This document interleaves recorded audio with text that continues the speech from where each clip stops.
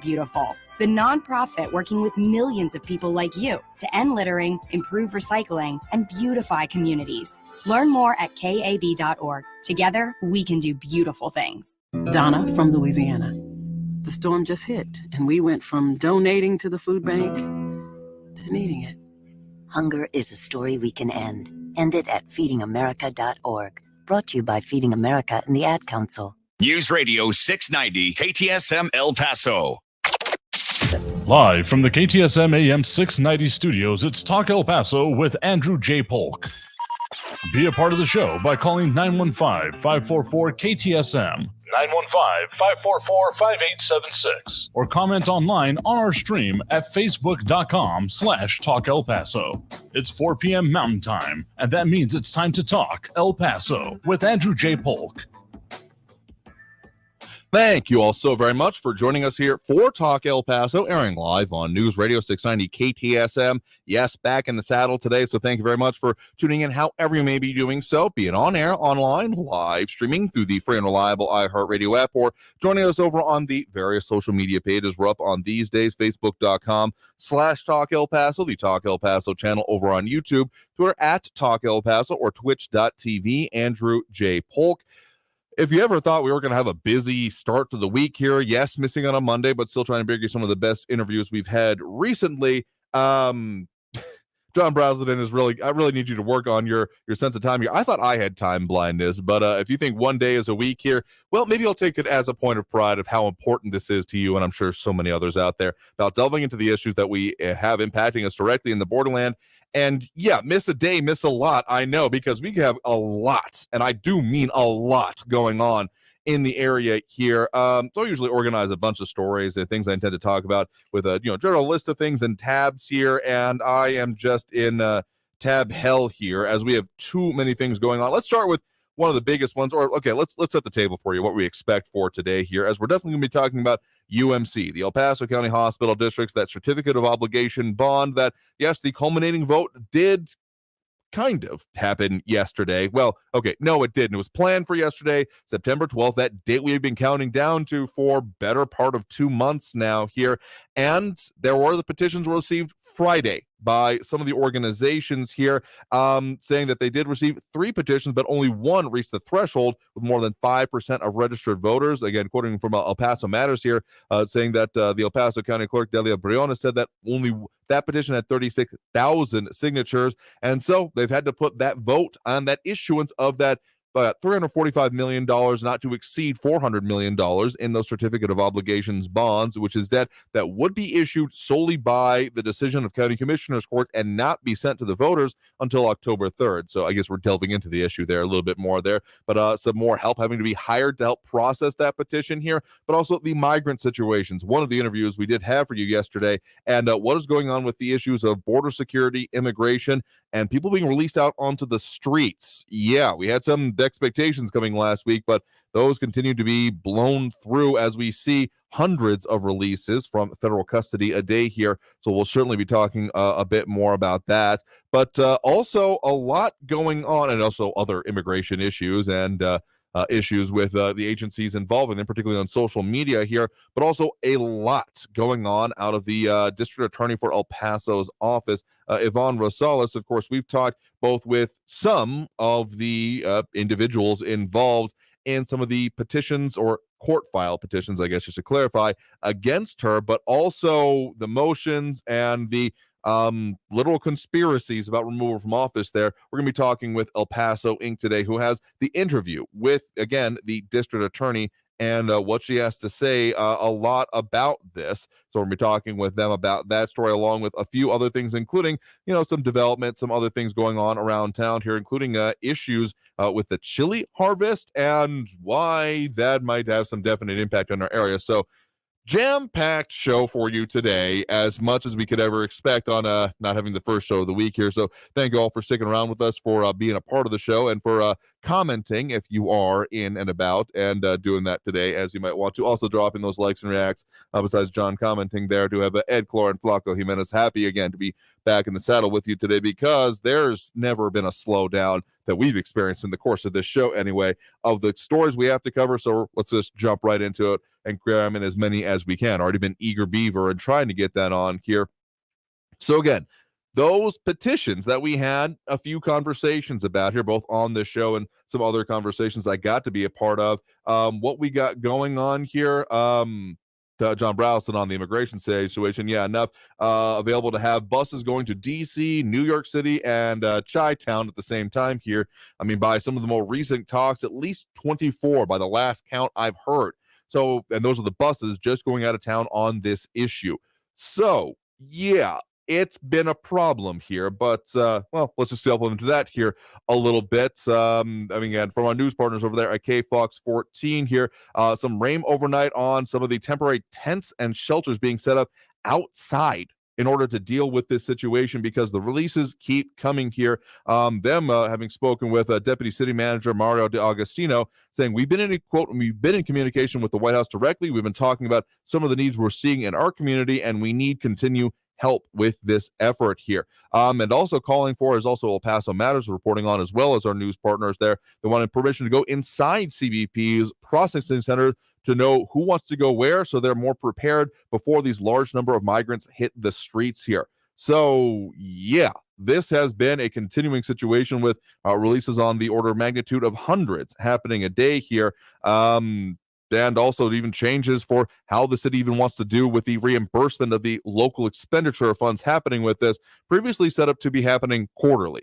But now they're asking for actually this to be happening almost monthly here because D'Agostino, who we replayed that interview with y'all yesterday, and of course previous guests on the show there, saying that the city on Monday has spent about $2 million, approaching the $2 million mark for the money spent in relation to this issue in July, August, and September so far. And they've currently said that 5 organizations have reached out to see if they can help with a potential for a migrant processing center in our area here. So there's a lot going on with that, as we also have Ida Beza-Gardner and Eric von Holstein-Rathlow chiming in with this. Thank you for chiming in there. One other one to mention here, RJ bringing up the point there over on the YouTube channel. So 25,000 needed verification for a vote. Rosales can and will be heard. And migration is 1,300 a day and will increase exponentially for El Paso here. Not entirely sure about the exponential part, but the flood of it, the overwhelming amount for local facilities, even local government, and of course the nonprofit entities that exist in town that have already been dealing with this.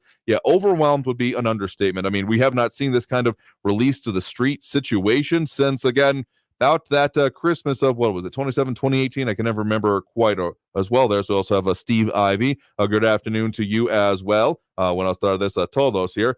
And RJ saying, let's hold a vote, hold her feet to the fire and secure the border here. We might be conflating a couple issues here, but the votes on this and the potential there are continuing on. Again, we're going to be talking with El Paso Inc. about this here shortly. They had the most recent interview with her here. Everyone Holstein-Rathlow bringing up, but according to Biden's press secretary, the border is secure, never been more secure, most secure border in history. This is where the devil is in the details. And if I were to ask this question to, I've lost track of who's in charge of the White House press corps these days here, but if I was to ask in a news conference, okay, what is going on with the secure border? I think we'd get an answer very similar, at least in tone and tenor, if not exact wording, to what we did hear from Deputy City Manager and head of the Office of Emergency Management for the City County of El Paso, again, Mario D'Agostino, that these people are known. They have been screened and released with temporary authorization, temporary legal papers, essentially. And so, therefore, this is not a border security issue, but an immigration and humanitarian aid issue. That is some of my assumption, as much as making an assumption makes something out of you and me. In any case, the point is that I'm going to guess that the way the conversation would happen about this, should these questions continue to come up, and I do hope they do, as long as the situations are occurring, that this is not seen as a border security part of it, but more on the immigration side of the coin here, that these are people who are being processed and therefore not solely sneaking across. But I have some assumptions based on what has been said in the past, and also some further reactions, such as the amount and location of the sand that can be pounded in such a case for such a response. But we'll have to delve further into that here a little bit more, because already due for that first break of the hour. Told you we're going to jam it in this week and this day, as we got a lot to get to this week. So again, taking that first break of the hour right now, you are, of course, tuned into Talk El Paso, airing live, yes, back in the saddle today here on News Radio 690 KTSM. Coming up after this break, are going to be getting further into some of those particularly locally impacting issues, the district attorney office for El Paso, what is going on there, what the response has been, along with some of the big, development news, and a whole lot more happening in our area. So stay tuned. More Talk El Paso after this break here on News Radio 690 KTSM. Phone calls a little bit later on, comments throughout as usual on the Facebook, YouTube, Twitter, and Twitch. And in any case, back after this break with more. So stay tuned. More Talk El Paso after this break here on News Radio 690 KTSM. Don't go anywhere.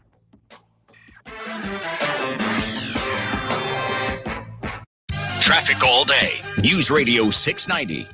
Watch for slowing for the accident reported on Gateway East at Airway at the underpass, or take an alternate route. Exit Gateway East, use Trowbridge to Hawkins and Hawkins back to the Gateway. And watch for possible slowing due to police activity reported on Diana northbound at Hercules. You could use Dyer or Railroad. Either of those are a good northbound alternate. And that's a look at your latest traffic. This report is sponsored by Blindster. Want to save big on new blinds? Blindster.com offers custom-made blind shades and shutters shipped directly to you at prices less than big box retailers. Shop Blindster now and save 45% off any order. Just use code RADIO. Offer ends soon. Shop today. Blindster.com. Kick off your season with a win at Sun & Park Chrysler, Dodge, Jeep, Ram, Fiat. Hey, El Paso, Ivan Ochoa, General Manager of Sun & Park Chrysler, Dodge, Jeep, Ram, Fiat. We need trades, and we need them now. Even if you owe thousands more than what your vehicle is worth, we want it. So trade today and upgrade today for less. For a limited time, get 0 APR for 72 months on new 2022 Ram trucks and on the all-new 2022 full-size Wagoneer SUV with third-row seating. Plus, during Jeep Adventure Days, get $4,000 off MSRP on select new Jeep Gladiators. Worried about your credit? Forget about it. We've partnered with even more aggressive lenders with great rates and terms for good credit, or even if your credit is less than perfect. All military personnel and first responders receive an additional discount. Thank you for your service. Trade and upgrade for less at Sun & Park Chrysler, Dodge, Jeep, Ram, Fiat. Where buying a car is fun. At I-10 at Sun & Park Drive or online at sunandparkdodge.com. Estamos en tu esquina, El Paso. El Paso Strong. Includes factory rebate and dealer discount plus TTNL. 0 APRs, $13.89 per thousand finance on select vehicles with approved credit. Offers not combined. A construction site is a noisy place where things can be misinterpreted. We need to redo the drywall. It can sound a lot like, rewire the hole? They're firing, Paul. Wait, what did I do? Or even, install a waterfall. Whose dumb idea was this? Be on the same page at every stage with Autodesk, from the designers to the field crew to the owner of the finished building. Autodesk Construction Cloud gives everyone clarity. Now, how about that drywall? At EasyCater, food for work is our thing. Maybe that's why we get orders from 93% of Fortune 500 companies. So what's up with the other 7%? Everyone, meet our newest employee, Susan. She has an idea that is going to revolutionize our food ordering. Hi, Susan. So nice to meet you. Unfortunately, she just gave her notice, and today is her last day. I'm going to miss her. Why don't all companies order through EasyCater? Who knows? Order 24/7 from over 95,000 restaurants on EasyCater.com. EasyCater, food for work. It's our thing. Next Thursday, you will be caught in an extreme flash flood. Disasters don't plan ahead, but you can. Talk to your loved ones about making an emergency plan. Get started today at ready.gov/plan. Brought to you by FEMA and the Ad Council. El Paso's News Radio 690 KTSM. Live from the KTSM AM 690 studios, it's Talk El Paso with Andrew J. Polk. To be a part of the show, follow on Facebook at facebook.com/Talk El Paso. Now here's your host, Andrew J. Polk. Thank you all so very much for joining us here for Talk El Paso, airing live on News Radio 690 KTSM. I'm your host, Andrew J. Polk. Thank you for tuning in however you may be doing so, be it on air, online, live, streaming through the free and reliable iHeartRadio app, or join us over on the various social media pages, facebook.com/Talk El Paso, the Talk El Paso channel over on YouTube, Twitter at Talk El Paso, or twitch.tv, Andrew J. Polk, dropping those likes and reacts. We do appreciate Steve Ivy, Ida Beza Gardner, Eric Von Holstein Rathlow, Ed Clore, and Flaco Jimenez. And Steve Ivy saying, I have farms that directly abut the fence here in El Paso County. I witnessed the whole transition since the first bush wall push in 2008 we still see all kind of travelers out here still with notable flying saucer and alien emojis along with it if it's not coming through on screen well here. So point taken, I do suppose here. And it's an interesting way that you put it there about what's coming across there. But of course, we're not just talking about those crossing and hoping to remain undetected or whatever their intentions may be, but also those then presenting themselves to be processed for things such as asylum or other immigration considerations, just overwhelming right in this area, which has not necessarily been, it's been the exception from the norm for the most part here, but we'll talk even further about that because joining us here in studio right now, we do have Robbie Gray, editor of El Paso Inc. Thank you very much for joining us today. Good to be here. So glad to check in with you as we do usually on about the first Tuesday of the month here, but we've had some either holiday weeks or other delays going on here. So a little bit closer to the middle of the month here at this point, but still happy to talk with you regardless because you all have some big and impacting stories going on right now, including with what is going on with the district attorney's office for El Paso here. Well, your article title puts it pretty succinctly, inside the El Paso district attorney drama, because I hesitate to use the term because it's feels very unnewsy, but I can't think of a more concise way to put it this time because of all of the filings, the back and forth, the removal or the dismissal of cases going on here. It has been we have at certain points spent whole shows talking about this recently because of everything going on here. So even just how y'all approached this and conducted this interview, how'd that come about? How did you begin to work on this? Well, there's a lot of pieces to this story, and it's really been developing over a couple of years, and in terms of what's going on with the district attorney's office. So our goal with that story was to pull a lot of the pieces together and really try to get more to the bottom of what is going on that are causing some of these challenges and criticism in the office. So, I mean, since District Attorney Yvonne Rosales was elected more than 2 years ago, her office, I mean, we're talking the top law enforcement agency in the region, has been mired in a series of controversies. And we also wanted to get her responses as well.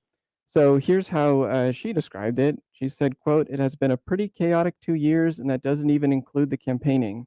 That was the easy part. I just didn't know it back then." Yeah, again, pointing again, of course, the election happening in 2021 and mentioning the next one coming up in 2024 with all the stuff going on with it. I mean, even by late August here, as it was starting. I mean, it's been going on technically for a while now, because including one of the guests we've had on the show here, Omar Carmona, local defense attorney, and involving the case that he was a party to, or the attorney of record on, I guess I should more accurately say, being very careful with legal terminology here, and that being dismissed here. It's very interesting the way that, well, essentially, the district attorney is mentioning some of these things as what she and the office that are dealing with here. And I mean, the amount of stuff that is going on here, again, it's almost hard to even concisely say the many different issues and incredibly important cases. I mean, besides that dismissal of the almost capital murder case as it was being put forth here, the one that you mentioned there as part of it here. I mean, of course, the August 3rd case takes almost primary precedence in a lot of people's mind. Right. It's worth walking through here briefly some of the criticism, and then I will I've got some of her response here and explanation as to what some of the issues are. So in that case, the judge said basically the district attorney's decision to seek the death penalty was vindictive and basically threw out all the charges. This was back in December 2021. And then moving forward in July, Rosales was criticized by another judge for her handling of the August 3rd, 2019 Walmart shooting case. She faced public criticism, as you've mentioned, for the dismissal of cases. By the count we've got here, from August 15th to September 2nd, more than 900 criminal cases were dismissed because of delays. But speaking to Rosales, she maintains that it's partly the result of COVID-19 shutdowns and hiring difficulties, which many industries have faced. She also said, and I'll just quote her here, that she did not have much guidance from my predecessor. There were a lot of things that were never explained to me. Was referring specifically there to previous district attorney Jaime Esparza yes. there. And again, the previous murder case, you all have it listed here, and I was blanking on the name here, the Ivan Gabaldon, that case, which again dismissed, and the suspect in that case, in that murder case, released without a trial here. So there's been more than a bit of this going on here. And again, the talk about controversy involving the office here, and specifically calling it the attacks on the office essentially here, is again what both has been part of filings, again literally use of the phrase conspiracy as part of it, as put forth by filings by attorneys for the district attorney in some of these cases, again referring to what Omar Carmona has filed, a petition, a legal petition, court filing, a more common way to put it here, in terms of removal of the district attorney from office, that one having now been shifted a bit here, as it has been put into the hands of a judge out of the Odessa area, and a lot of the pleadings have now been kind of dismissed from that case here. So, I mean, this continues to evolve very quickly, has even begun to involve some El Paso media. I mean, Bob Moore in El Paso Matters has been directly named as in some of these filings, and other parts of it, along with other local attorneys. So, I mean, unraveling this has been complicated even just for our own coverage.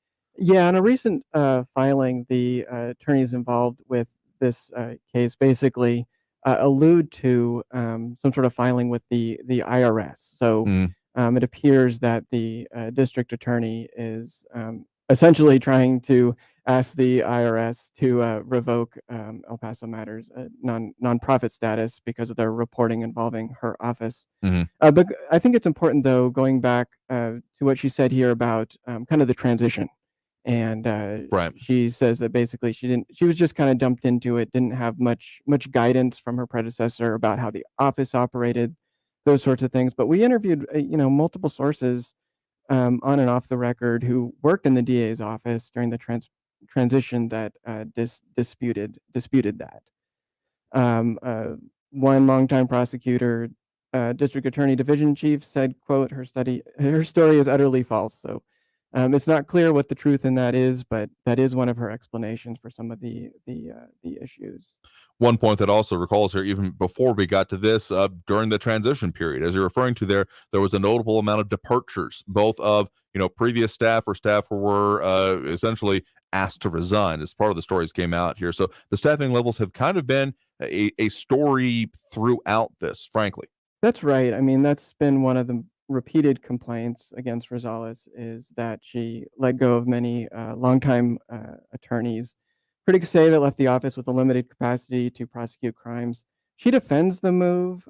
She said, I'll just quote her here. She said, "It would be bad management for me to keep individuals who had been longtime employees of 20 plus years under the prior administration. The President of the United States gets to come and change his administration, and he is not criticized for that. Every elected official has the right to hire individuals that they feel will be loyal to their administration." So for her, it was a matter of bringing in her own staff to run the office. One final point I want to talk about on this one here before we talk some of the many other stories we got going on here, that this has not necessarily only been a public response or those kind of involved here or from those in the legal community here. We've actually had other elected officials that have responded here, most notably among them, at least in my mind, that being of Texas State Rep Joe Moody, representing the area, who had been brought up to me as being a potential contender for the district attorney's office previously. I never really bought that, because I had a full expectation that, given his current position, that he was, and very how enthusiastic he is with it, that he'd want to stick on in the state house here. But he's had more than a bit of an eye, and of course commentary in this situation on what has been going on with this office. At this point, as far as I know, that's only been a rumor. I mean, nothing about that has been confirmed, and you're right. There's plenty of reason to be skeptical about that. But before we move on, I mean, I think it's also important to talk about what can be done to improve the situation going forward, and absolutely, that is something that she talked about. And one of course possibility is to hire more attorneys, expand her staff. But she says, you look nationwide and you look at district attorneys' offices. And just like everybody else, they're struggling to hire in this environment. So she admitted all that, said she wants to bring on additional attorneys to help clear some of those cases and move forward. So hopefully that will be able to move forward here. But in terms of hiring and struggling in local industries here, this one, maybe, I guess, slightly lighter tone here, but for those involved in it, this could be, deadly serious here. Something that I think we pride in this area, and the fact that I've made the trip of myself here, notwithstanding, Hatch green chili and green chili in general, and everything that grows in the area, quite the point of pride for the region here. And I think a lot of people may be not totally incorrect in thinking that all the recent rain we have had has been a good thing for, a lot of, both, plants in the area and other things, but that hasn't necessarily translated to total success for everything going on in our region when it comes to green chili. Yeah, we love green chili. I love green chili. It makes my mouth water every time I talk about it. Absolutely. And the harvest of New Mexico's prize crop is underway right now. But there's challenges that farmers have been facing, and it would be probably a bit of an exaggeration to say it's threatened, but there are some serious challenges, and that has led to chili selling out. You might have seen that. Usually they're roasting in the parking lots. They're going really fast. Mm-hmm. Shelves are empty, and so we talked to some of the farmers. And one of speaking of labor shortages, exactly. that is one of the challenges. And with chilies, they're soft and tender. They're difficult to harvest through mechanized harvesting methods. So they're easily bruised and they're hard to pluck off the vine. So there really hasn't been mechanized harvesting. So they rely on laborers to pick those chilies. So we spoke to Glenn Duggins, who works in a 350-acre farm just north of Socorro, and he paints quite a picture of this. He says, I used to have 30 to 40 guys. I had 2 80-year-old men yesterday. Yeah, that is quite the picture. And yeah, with the roasting going on, definitely been smelling it. But I guess I now that I think about it, have not been smelling it anywhere near as much as you expect during this part of the season. I mean, heck, I think it was not too long ago that they had the whole, Green Chili Festival up in Hatch here so far this year. And I mean, Steve Ivey bringing up thinking about food prices in general. Yeah, they have been creeping up here because of issues very much related to this. So I guess ultimately we shouldn't be surprised it's hitting this year, but the fact that it's doing for such an iconic and almost identifiable part of the identity for this region is pretty critical. Yeah, I mean, it's really central to New Mexico's economy and its identity, like you said, and staffing shortages, in terms of getting laborers to pick them is only one of the challenges. There's many others, and costs is one of them. I mean, for farmers and all those involved with the chili economy, their costs have been going up just like everybody else's.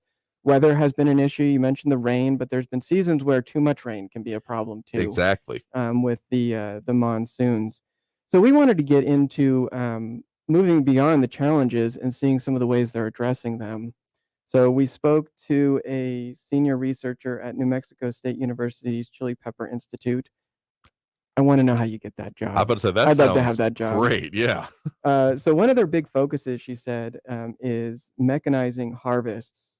They've really had at least a decade of research into this, and they actually have some farms now in Hatch that are using the new technology, and it involves machines that are designed to be able to identify and carefully pick the peppers, as well as new varieties of pepper that are willing to withstand the harvesting process.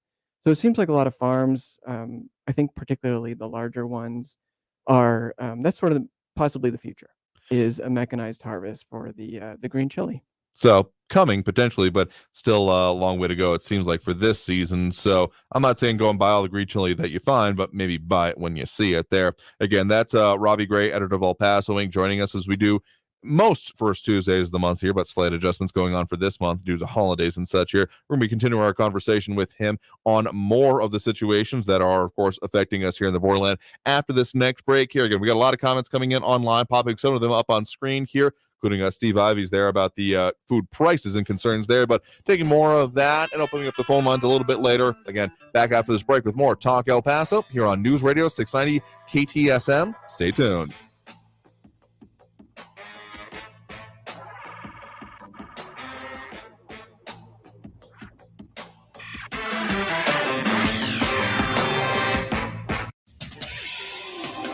El Paso's News Radio 690 KTSM. News Radio 690. Traffic all day. Watch for slowing for the accident reported on Gateway East at Airway at the underpass, or take an alternate route. Exit Gateway East, use Trowbridge to Hawkins and Hawkins back to the Gateway. And watch for possible slowing due to police activity reported on Diana northbound at Hercules. You could use Dyer or Railroad. Either of those are a good northbound alternate, and that's a look at your latest traffic.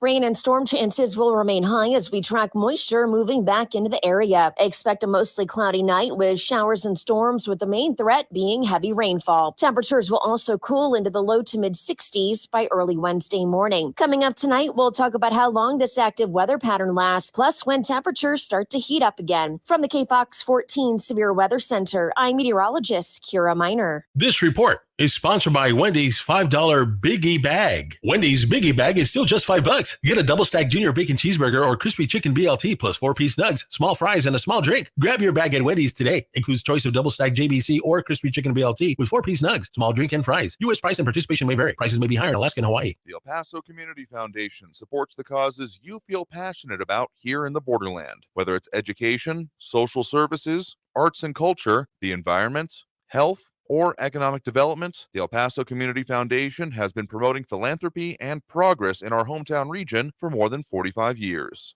Make your mark with us. Start a fund today. For good, for El Paso, forever. Learn more at epcf.org. That's epcf.org.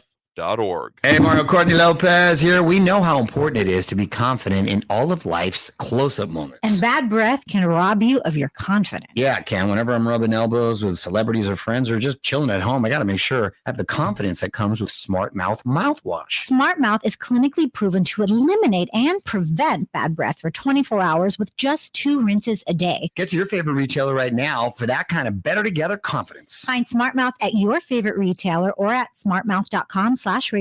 Want to say big on new blinds? Blindster.com offers custom-made blind shades and shutters shipped directly to you at prices less than big box retailers. Shop Blindster now and save 45% off any order. Just use code RADIO. Offer ends soon. Shop today. Blindster.com. This report is sponsored by Blindster. The most current and comprehensive. Just minutes away at the top and bottom of the hour. And always online at KTSMradio.com. Teens in foster care will love you, even if you don't know the lingo. Dad bod, noun. The result of the occasional donut, always washed down with confidence. Brought to you by the U.S. Department of Health and Human Services, Adopt U.S. Kids, and the Ad Council. Visit adoptuskids.org. News Radio 690 KTSM. Live from the KTSM AM 690 studios, it's Talk El Paso with Andrew J. Polk. To be a part of the show, call 915-544-KTSM or follow on Facebook at facebook.com/Talk El Paso. Now here's your host, Andrew J. Polk. Thank you all so very much for joining us here for Talk El Paso, airing live on News Radio 690 KTSM. I'm your host, Andrew J. Polk. Thanks for tuning in, however you may be doing so, be it on air, online, live streaming through the free and reliable iHeartRadio app, or join us over on the various social media pages we're up on these days, facebook.com/Talk El Paso, the Talk El Paso channel over on YouTube, Twitter at Talk El Paso, or twitch.tv, Andrew J. Polk. A lot of comments coming in there, including, it looks like Steve Ivy potentially posting up one of those NMSU studies on some of these serious issues involving harvesting and stuff here. I know Steve Ivey's very involved in agriculture in our area, doing it himself here. But RJ, a little bit more succinctly putting here, please do not genetically modify the green chili and make it rubber like tomatoes. I remember tomatoes that went splat if you dropped it. Now they bounce and roll. So interesting perspective there. I'm not saying I even disagree with you here, but let's hope that's not the outcome here. But joining us here in studio, we do, of course, have Robbie Gray, editor of El Paso Inc, to talk about this and many other stories here. I'll agree with do not make rubbery green chilies, because that's the exact reason the exact opposite reason I like them. And I can relate to that with the tomatoes. I mean, I attempt to have a garden in my backyard, and I do tomatoes, and oh my gosh, they're so much better when you grow them yourself. The ones from the stores, they do bounce. Yeah, definitely a grain of truth. Good way there. to put it. Absolutely here. But of course, there's been a lot more than just the fate of certain segments of agriculture in our area at issue right now, including a preview of something that you all are working on here. Of course, the Multipurpose Performing Arts and Entertainment Center, more commonly known as the Arena. I think that most people have been paying attention to what the kerfuffle has been going on with various things in and around downtown, and downtown development have been going on for a while. We have another, not exactly chapter of it going on, but some updates. People may have heard about what's going on with that feasibility study. A lot of that, I think, was roughly, the number that sticks in my mind, about $700,000, give or take, that was been spent on this amount to reevaluate what's going on with it, where's some of the, you know, the prices stand, all of those parts of it. Those kind of lingering questions of, okay, coming up on decade later from when that money was approved, the whole 2012 quality of life bond, where does it stand now, and what the heck can be done? I mean, all these and many more questions being baked into that, and you got some coverage coming up of that for future editions, right? Yeah, so a decade ago, $180 million approved for it. It's been tied up because of all the lawsuits and such that your listeners here are very familiar with. So kind of the latest chapter, as you put it here, is in April, City Council approved doing a feasibility study. They hired Gensler and Associates, the consultants. The cost was just under $800,000 for this. Okay. On Thursday at 5 o'clock, they're holding an event at the proposed site for the arena. Okay. To release some of this isn't they aren't actually releasing the feasibility study yet. It won't be done till the end of this year. Okay. But they're doing some of the initial kind of findings of this study. So you're not going to get a lot of answers here to deep questions about the cost of building an arena at this point, those sorts of things, what might be used in it. But it does give a clearer picture of what we're looking at in terms of the need for an arena here and what size they might be looking at, what kind of shape, some of the other arenas nationwide that they're using as sort of examples of what might happen here. So there is more clarity here. Okay.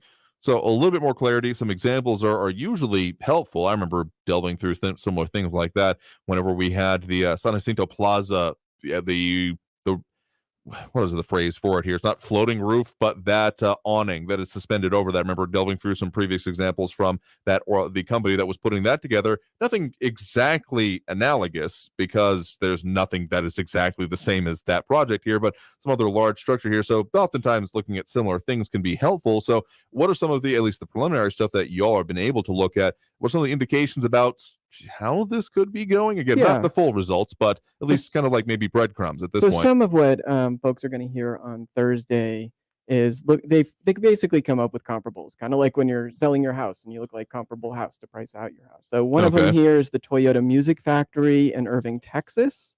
This one opened in 2017, has a capacity of 8,000 outdoor, 4,000 indoor. Cost was $50 million in 2017. That's one they're looking at. Another one is the PPL Center in Allentown, Pennsylvania. This opened in 2014 at a cost of $177 million. And kind of the overall picture here, though, is I think it looks like the city is getting creative in terms of a venue that would be very flexible in terms of being outdoor, indoor, that it would work for concerts, that, sort of an amphitheater, movie night, those sorts of things. And maybe not necessarily what you would think of as your traditional sort of indoor arena that would be anchored by a sports team. There's a lot of talk here of concerts and the importance of that industry in terms of the entertainment industry has really taken off in arenas. So like I said, not a lot of specifics here. But one thing that is also identified is, there's been a question on how big it will be. Right. And what the consultant has identified here is a gap for a modern venue that would be between 8,000 and 10,000 seats. Absolutely. So I worked on unfortunately never saw the light of day report 5, 6, 7 years ago, give or take here, involving the built Tricky Falls, the amphitheater at McCalligan Canyon, and like the Don Haskins Center, analyzing the differences, the variables between that, and how that there is essentially. So really, what I'm saying is I should have put my name in the running for this consultancy, because I could have given them the notes from this report here. That yes, I mean the McCalligan Canyon, beautiful amphitheater, particularly those of a certain age. I was in middle school at the time when like the Evanescence concert was happened there, and it was a perfect night, perfect weather, like it worked out perfectly. But that part of the issue here is being a solely outdoor venue. It is subject to the winds of weather. And sure, we might not get rain that often here. We often get winds, which can just scuttle, a major performance. And the real upshot of it is that major performances, tours are not interested in gambling on their tour dates, because that can mean one date working or not can be the make or break, particularly for, medium level acts. Like, sure, your Metallicas, your Rolling Stones, they're going to roll through and they're going to make it through. But other size acts that would be then in that kind of like McElligin Canyon Theater, or that, 5 to 10,000. I'm just going to call it that range myself here. They don't want to gamble. They want to have some surety that they are going to have their facility fully available and fully the way they want it to here. Because sure, McElligin Canyon, being a beautiful venue, doesn't necessarily have the same kind of must visits for tours anyway as like Red Rocks, in Colorado does that way. So there's always, and particularly with some of those venues now closing, like Tricky Falls no longer being what it is, there's been more than a little bit of demand for that kind of a thing. Well, and years ago, most of the talk about the arena that I heard revolved around like a 12,000 seat facility or larger. So at this point, it looks like they're zeroing in on 8,000 to 10,000. They also polled a bunch of promoters, the folks that promote concerts and such. And the feedback that the city says that they got here is that the promoters indicated there's a demand for a mid-sized flexible venue with that seating capacity. El Paso is often a drive-through kind of town with I-10 between major cities.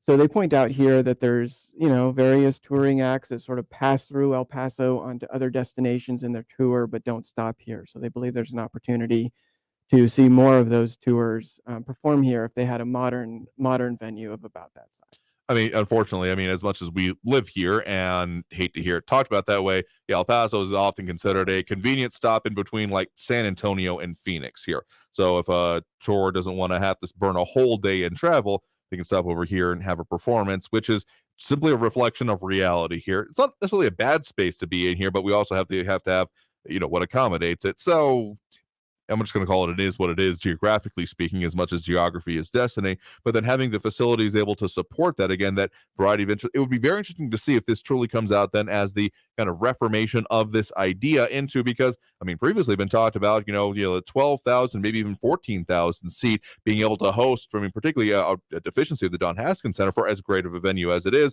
it's not at the size requirements to be able to host, say, the NCAA March Madness tournament, the quarterfinals here. It's just under the minimum required size of them to host that. So I think that was kind of a guiding star, or at least very much a benchmark trying to be achieved. So it'll be very interesting if there has been essentially an about face from that point here. But again, we'll learn more about this coming up Thursday, right?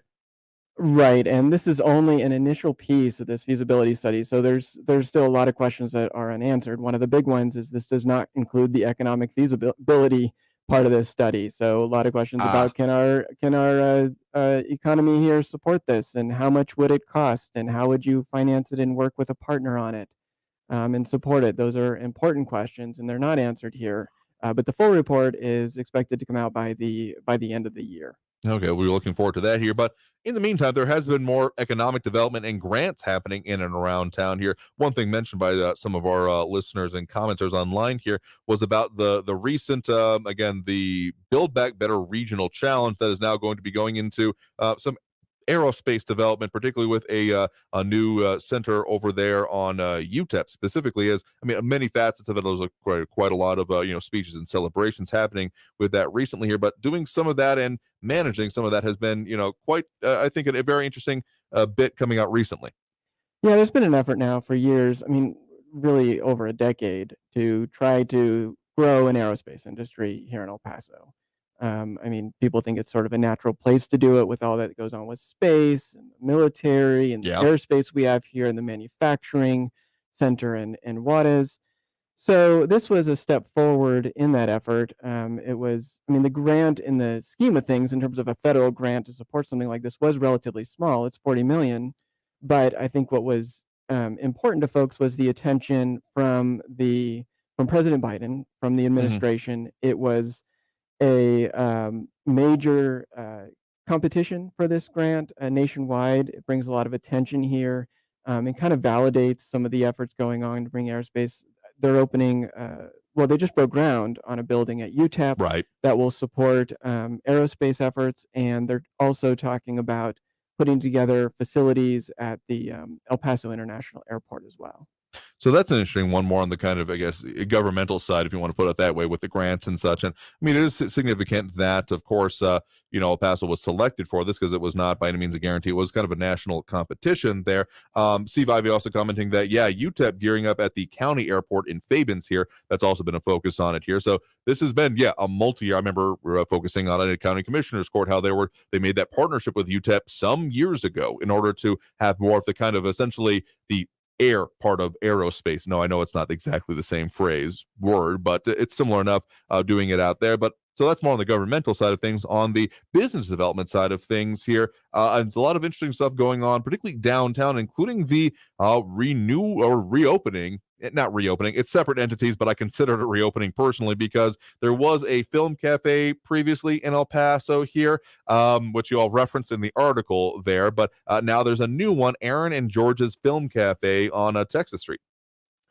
Yeah, so the one you mentioned there is the Fellini Film Cafe on Cincinnati. I think that was shuttered years ago. This is a separate effort by an El Paso couple. Right.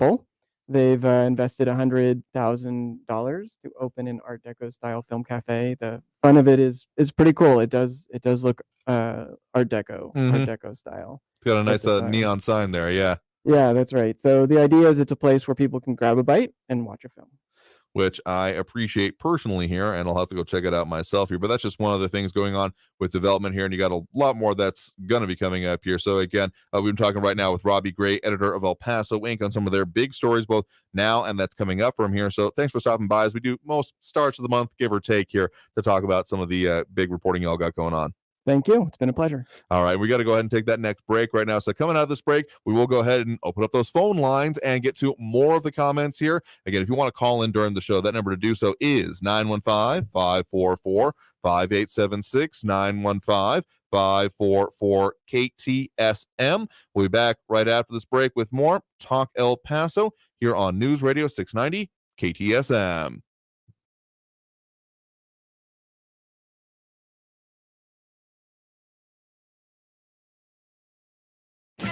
Traffic all day. News Radio 690. Watch for slowing for the accident reported on Gateway East at Airway at the underpass, or take an alternate route. Exit Gateway East, use Trowbridge to Hawkins and Hawkins back to the Gateway. And watch for possible slowing due to police activity reported on Diana northbound at Hercules. You could use Dyer or Railroad. Either of those are a good northbound alternate. And that's a look at your latest traffic. This report is sponsored by Blindster. Do you need new blinds or shades? Blindster.com offers custom-made blinds, shades, and shutters shipped directly to you at prices less than big box retailers. Blindster blinds are easy to install and guaranteed to fit. Don't overpay for new blinds. Shop today and save big. Blindster.com. Kick off your season with a win at Sun & Park Chrysler, Dodge, Jeep, Ram, Fiat. Hey, El Paso, Ivan Ochoa, General Manager of Sun & Park Chrysler, Dodge, Jeep, Ram, Fiat. We need trades, and we need them now. Even if you owe thousands more than what your vehicle is worth, we want it. So trade today and upgrade today for less. For a limited time, get 0 APR for 72 months on new 2022 Ram trucks and on the all-new 2022 full-size Wagoneer SUV with third-row seating. Plus, during Jeep Adventure Days, get $4,000 off MSRP on select new Jeep Gladiators. Worried about your credit? Forget about it. We've partnered with even more aggressive lenders with great rates and terms for good credit, or even if your credit is less than perfect. All military personnel and first responders receive an additional discount. Thank you for your service. Trade and upgrade for less at Sun & Park Chrysler, Dodge, Jeep, Ram, Fiat. Where buying a car is fun. At I-10 at Sun & Park Drive or online at sunandparkdodge.com. Estamos en tu esquina, El Paso. El Paso Strong. Includes factory rebate and dealer discount plus TTNL. 0 APRs, $13.89 per thousand finance on select vehicles with approved credit. Offers not combined. Former President Trump just made a big post to his Truth Social, and he's praising Dick Morris's new book, The Return. Trump says Dick Morris's bestseller is a great book and urges you to get it. The Return reveals Trump is running again and will even win. It's even predicted recent events. The Return alleges that big media, big tech, and the deep state have formed a secret alliance to stop Trump no matter what. But Morris predicts they will fail. Trump calls The Return fantastic, and Dick Morris is a real pro. And Newsmax says The Return is the book of the year. Already an Amazon #1 bestseller, you need to get Dick Morris's The Return in bookstores everywhere. Or check out the free offer from Newsmax and save $28. Just call 800-NEWSMAX. That's 800-NEWSMAX. Or go to thereturn911.com. Thereturn911.com. And get your copy today. Talk El Paso, bringing you the biggest stories from the Borderland and beyond, 4 to 6 p.m. every weekday, brought to you in part by Sergio Lewis Body Shop. Call the pros at 915-593-0191. That's Talk El Paso, Monday through Friday at 4, right here on News Radio 690 KTSM. Kelly Blue Book Instant Cash Offer is an official offer to buy your car. Enter your vehicle ID info, answer some questions, then get a no-obligation offer to sell or trade it. Then choose a dealer to purchase your car. Schedule a time and drive away with confidence. For all of the it's KBB.com it. News Radio 690 KTSM El Paso. Live from the KTSM AM 690 studios, it's Talk El Paso with Andrew J. Polk. To be a part of the show, call 915-544-KTSM or follow on Facebook at facebook.com/Talk El Paso. Now here's your host, Andrew J. Polk. Thank you all so very much for joining us here for Talk El Paso, airing live on News Radio 690 KTSM. I'm your host, Andrew J. Polk. Thank you for tuning in however you may be doing so, be it on air, online, live, streaming through the free and reliable iHeartRadio app. A lot of ways to interact with the show, particularly at this point. We are having those phone lines open now, already filled up at the moment here, but if you want to get on the line a little bit later, that number to do so is 915-544-5876, 544-KTSM. We full up at the moment. Tell you what, we're almost went a little bit long with the interview here. It's always such a good time talking with Robbie Gray again. Thanks to him coming in, editor of El Paso Inc. there, and having our conversation on some of the big stories here. So I'm not going to short shrift anyone with the calls here, so we're going to hold that till the top of the hour here. So if you're on the line, stay there. And if you want to squeeze in, if anyone drops, that number to call is 915-544-5876, 544-KTSM. Do have a couple comments we can squeeze in here. RJ saying, reminds me of all these acts, comedy, classic music, and more that are canceling dates in the next few months. Reminds me of the 1,300 CEOs who left in 2019 before the COVID outbreak. I mean, I think there are some expectations of, more surges possibly here, but we're going to call in with another interesting point here that they have found money to hire temporary staff to verify petition signatures, staff to process illegal migrants, but no staff to open recreation centers for residents. They think it's more of a probably a pay and the same kind of willing to work, but at what price point kind of thing here. And when push comes to shove, money tends to become available. And Steve Ivy asking, where is that film cafe? Give you it here. I do believe, if I'm not saying it incorrectly, 105 Texas, downtown El Paso. So 105 Texas, is that a street or an avenue there? I'll have to look it up here. But yes, 105 Texas, downtown El Paso is where you can find that here. So we got to take that next break right now. Get ready for the top of the hour break. So if you're on the line, stay there. If not, a lot more comments, a lot more of the discussion about the things affecting us here in the Borderland we'll talk about. So stay tuned. More Talk El Paso after this break here on News Radio 690 KTSM.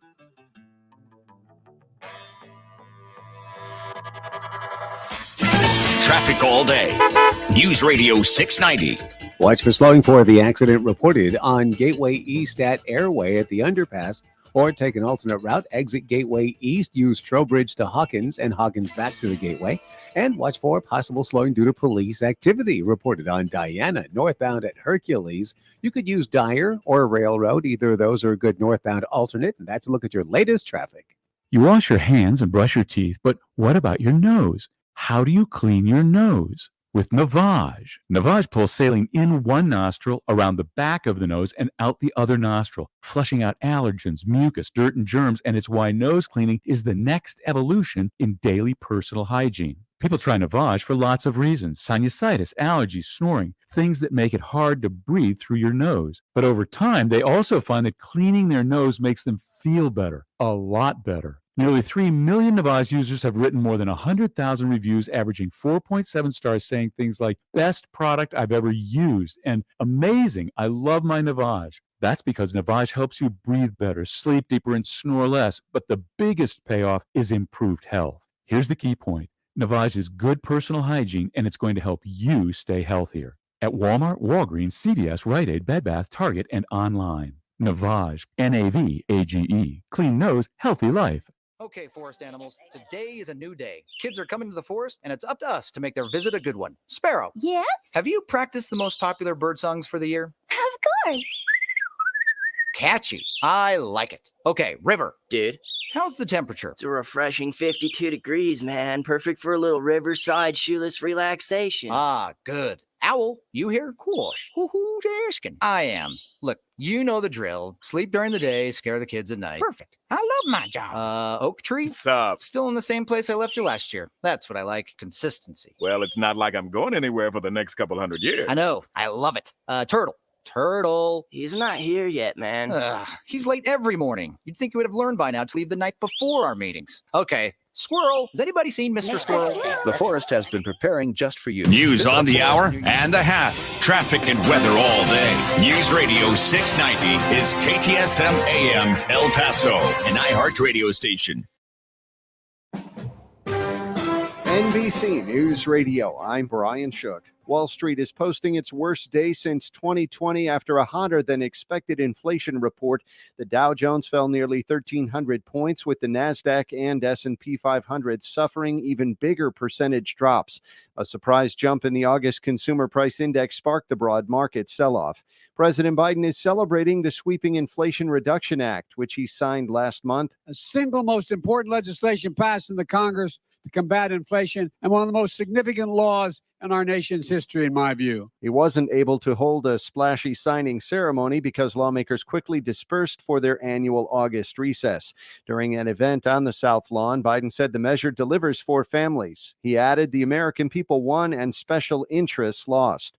King Charles is receiving condolences from lawmakers in Northern Ireland following the death of his mother, Queen Elizabeth. In his reply, Charles acknowledged the late monarch saw huge changes in Northern Ireland during her reign. Meantime, Queen Elizabeth's coffin is now at Buckingham Palace in London after being flown from Scotland. Ken Starr is dead. The former Solicitor General rose to fame as the independent counsel that exposed the Monica Lewinsky affair, which led to the impeachment of former President Bill Clinton. Officials say Starr died at Baylor St. Luke's Medical Center in Houston of complications from surgery.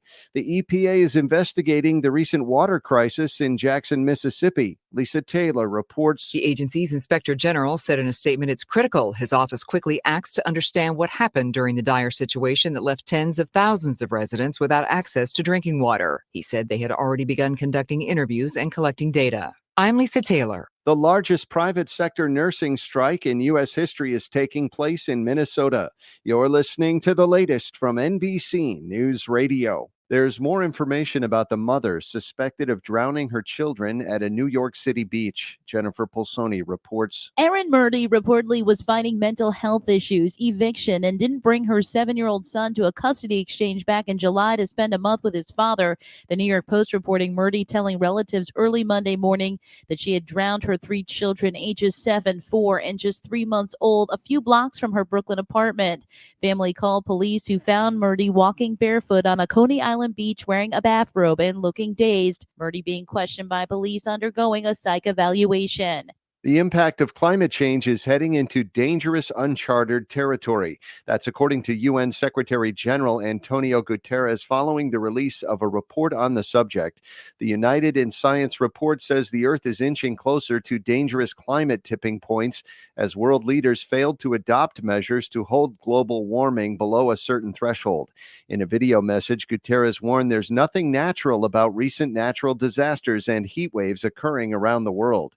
Senator Marco Rubio is backing what he calls a common sense solution for the fentanyl crisis. The Florida Republican wrote on FoxNews.com that he's introducing a bill that would allow fentanyl sellers to be charged with felony murder if the buyer dies. He also proposes suspending websites that facilitate the sale of illegal drugs, putting more pressure on China to control fentanyl production at its source, and cracking down on illegal immigration. Rubio said, "We have to act now if we're going to make up for lost ground in the overdose epidemic." I'm Rick Hoschel. Queen Elizabeth's beloved pet corgis will live with the Duke and Duchess of York. Although divorced since 1996, both Prince Andrew and Sarah Ferguson live on the Windsor estate. The late monarch is reported to have 4 dogs. The Queen loved corgis and had dozens in her lifetime. Brian Shook, NBC News Radio. The iHeartRadio Music Festival, where the biggest stars from all walks of music come together. September 23rd and 24th, T-Mobile Arena in Las Vegas. Limited seats are still available at AXS.com or stream it live on the CW app and CWTV.com. Did you know that the Hartford sells small business insurance? Now you do. The Hartford is the Hartford Financial Services Group Incorporated and its subsidiaries, including Hartford Fire Insurance Company, headquartered in Hartford, Connecticut. This report is sponsored by Blindster. Do you need new blinds or shades? Blindster.com offers custom-made blinds, shades, and shutters shipped directly to you at prices less than big box retailers. Blindster blinds are easy to install and guaranteed to fit. Don't overpay for new blinds. Shop today and save big. Blindster.com. iHeartRadio Earth is here with little tips for a healthier planet. Running your car's air conditioning is the main contributor to reduced fuel economy in hot weather. Improve your fuel economy in hot weather by putting the windows down at lower speeds and using the AC with windows up at highway speeds. Brought to you by iHeartRadio Earth and the National Environmental Education Foundation. To find more tips for smarter, sustainable living or to take action in your own community, go to iHeartRadio.com/earth. A ranger station. I'd like to report a bear hug. Okay. I put out my campfire and Smokey Bear hugged me. So you drowned the fire, you stirred it, drowned it again, and felt that it was cold? Uh-huh. Yeah, he's just letting you know you did good. Bear hug from Smokey Bear. Status update. I'm gonna let you go now. There are many ways to start a fire, but one sure way to put it out. Learn how you can do your part at SmokeyBear.com. Sponsored by the U.S. Forest Service Ad Council and your state forester. City streets or small towns, everyone deserves a clean, green community. We are Keep America Beautiful, the nonprofit working to end littering, improve recycling, and beautify communities. Let's do beautiful things. Visit KAB.org. El Paso's News Radio 690 KTSM. Live from the KTSM AM 690 studios, it's Talk El Paso with Andrew J. Polk. To be a part of the show, call 915-544-KTSM or follow on Facebook at facebook.com/Talk El Paso. Now here's your host, Andrew J. Polk. Thank you all so very much for joining us here for Talk El Paso, airing live on News Radio 690 KTSM. I'm your host, Andrew J. Polk. Thank you for tuning in, however you may be doing so, be it on air, online, live streaming through the free and reliable iHeartRadio app, or join us over on the various social media pages we're up on these days, facebook.com/Talk El Paso, the Talk El Paso channel over on YouTube, Twitter at Talk El Paso, or twitch.tv, Andrew J. Polk. We got a lot of comments coming in there, including John Browston, Maria Coleman, RJ, Steve Ivy, a little bit earlier, Ione Grimm, Robert Carrasco, and more Eric von Holstein Rathlau and Ida Beza Gardner there. And also dropping those likes and reacts, we do appreciate. We do, of course, have Robbie Flores, Monica Cervantes, Matt Olson, Robert Haynes, Ione Grimm, Steve Ivy, Ida Beza Gardner, Eric von Holstein Rathlau, and at least a couple others here. I don't want to shortchange anyone here. I'm feeling Flaco Jimenez, so I don't think I missed that one, and Robbie Flores here. So, again, appreciate all that, and it helps us with all those algorithmic things here. But, of course, we do have that phone line open now. Still full up at the moment, but if you want to squeeze on over there, the number to call is 915-544-5876, 915-544-KTSM. So let's hop right back in on those lines here, though. One thing I want to mention here, RJ saying, what's in the crock pot for the October surprise? A new virus, terror attacks here. Again, my crystal ball is as cloudy as ever when it comes to that here, but I have no doubt that this election season, since you're assuming you're referring to that here as it goes here, the whole October surprise right before the election, of course, here. Yeah, I'm sure that this election season will continue to be as tumultuous as ever. Do have some updates coming for our election coverage, so stay tuned for that here. I can tell you right now, we are fully anticipating and planning on having a live local election night coverage here, so mark your calendars for that for Tuesday, November 8th, of course, here. Maria Coleman saying that the El Paso airport is a disaster, and John Browston, I believe, referring to a previous comment there on before they head out of town, dropping off those being transported out of town by El Paso efforts. Again, those more than 24 buses at this point coming out, multiple a day being dropped off at the Chili Field, saying that would interfere with their ability to draw out welfare payments. Maybe not here. Also, a whole lot of logistical questions coming there. But let's go back to those phone lines again, 915-544-5876, 544-KTSM. We do have Joe on the west side here with us right now. Joe, thanks for joining us. Thank you, Andrew. And good show today. You had good interviews. I appreciate that. I know the audience does too. But I want to remind your listeners, first of all, that the whole world is in turmoil. And that's because the Democrats don't have a strategic plan for fixing it. They just want to throw money at everything. And it's, guess what? It's our money. But that's not what I called about. I called about Okay. Yvonne Rosales, who is a Democrat. She lied about her capabilities and fired 50% of the staff. Who does that in an agency where you need continuation? Now she's complaining that she was never advised about what was transpiring. Well, how could she? She fired everybody that could have advised her. Well, she needs to be fired, and she's crying about it. That somebody's picking on her because she fired all this stuff now that she's getting fired. She's crying about it. Well, the other thing I called about was that I had, and I know a lot of people out there have had the opportunity to own a motorcycle. Okay. Yeah. I used to have I rode a motorcycle when I was younger. I do myself. Yeah. I mean, that's a risk factor. Riding a motorcycle is a risk factor that you take when you're out there. Absolutely. And I saw that and I said, well, you know what? I don't want to be a risk, my life or my safety or whatever, because I didn't want to burden anybody, especially my family. I didn't want to burden my family with me being injured or handicapped or whatever, or not being there for them. I didn't want that for them. So when a political person says, well, they helped me, well, that was a risk factor that you took. That was a risk factor. Now you want to burden the whole community to help you out or to help something that you did that was wrong, or that wasn't wrong. I mean, and I don't want to say that bike riding is wrong. I love bike riding, but I want to say that that's a fact, the risk factor that you take, and you need to own up to it and not say, hey, I'm going to burden everybody else with what happened to me because they helped me. Now I need to help them. That's all I wanted to say. Thanks. Yeah, sure thing. Well, thank you for the point in the call. You have a good one there. Thanks.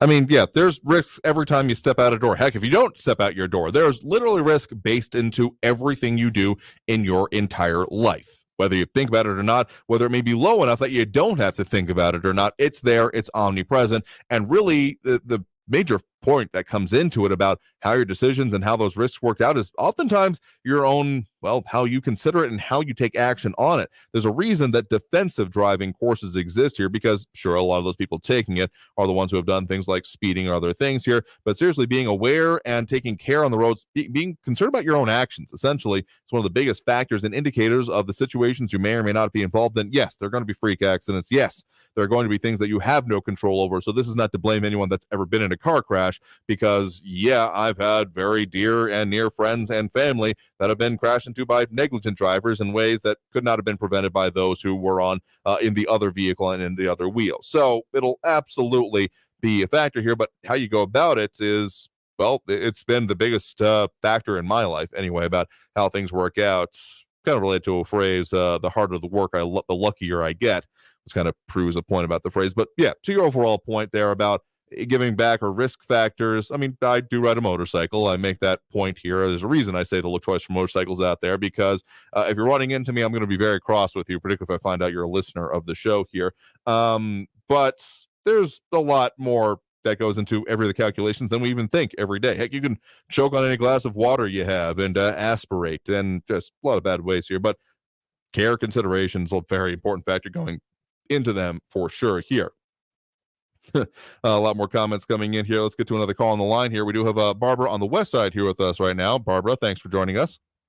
Hi, Andrew. Thank you for taking my call. I wanted to make a few comments. I really, I'm not going to say appreciated the interviews, but they were very informative, and it just, makes my points and the points of a lot of other people in El Paso. It just grounds them and solidifies them and confirms them. They interviewed some of the people, some of these Venezuelans that came to El Paso, and they asked them what did they see or what did they experience on their journey. And they saw drowning, people having heart attacks, falls with broken limbs. They saw body eaten by animals and migrants beating each other for water and other supplies. And there was one lady, my heart went out to her. She said she couldn't even find the words to explain what happened to her coming here. And so I started thinking, when somebody takes on a project, the objective or the goal is to win. It should be a win-win situation. That's what legal immigration does for our country. illegal immigration, which is what our Congresswoman supports adamantly, is more like Darwin, survival of the fittest. If you get here, your life may be better, because that's not a guarantee either. They've lost 45,000 unaccompanied children into the sex trafficking industry. Most of them, should I say, not all of them. But that's why I say it's not a win-win situation, and it's dangerous. But what I want to talk about is yet this city meeting where they're going to spend $6 million in a year for a processing center, which does not include contractors who will have to maintain the facility and employ the employees. In addition to that, they're going to spend $2 million transporting these illegal immigrants. And let me explain to the audience, I keep using the word illegals. And the reason I do it is because federal law is very specific that anybody coming to our borders without a visa or documentation are to be detained and not released into our country. And anybody coming who applies for asylum is also supposed to be detained until their case goes through the courts. So I don't see any of these people, because they're holding a piece of paper, as being in the country legally, because they've been pushed into the country without being detained. And then Mayor Lisa made a comment about perhaps we could process some of these illegal immigrants inland. And I'm thinking, oh my Lord, look what happened in Afghanistan, the vetting, and what they're finding MS-13, they're finding rapists, they're finding murderers the other day. So what happens when they vet these people inland? Who's going to find that, and how are they going to come back out and send them back to the country? So that was a really bad idea. And then with the processing, they want to do it like ASAP. So we have to think, well, why it's such an urgency? Well, Mayorkas told the Washington Post earlier in the year that there were two reasons. And one of them was because local leaders don't want migrants in the streets, and they want to protect the city's tourism. Notice there isn't any mention about the safety and welfare of the citizens of El Paso who pay our property taxes so that they can spend our money on illegal immigrants. And this is very interesting. In January of 2022, Mexico was flying adult male Venezuelans back to Colombia. And that was an agreement with President Biden. And the reason they were sending them back to Colombia is because the Biden administration was worried about the number of illegal Venezuelan males coming to our border. So I'm wondering what happened there. Why are they now letting them in on, I don't know, parolee or whatever, asylum, whatever it is. So, and then another thing that they were discussing at the meeting is reimbursement of the money that the city is spending. Right. And we have to think, does it really matter? They waste our money here, and they waste it in D.C., and Governor Abbott is forced to use our tax dollars. His isn't waste. He's forced to use the tax dollars because of these poor policies. So in any event, whether we get reimbursed now or later, it doesn't really matter, at least to me. And the fact that they think that the federal government, and I'm going from experience in the trucking industry, when we worked with the maquiladoras, they had a 90-day payment policy. The city is going to tell the government to pay them upfront or monthly rather than quarterly. Good luck with that.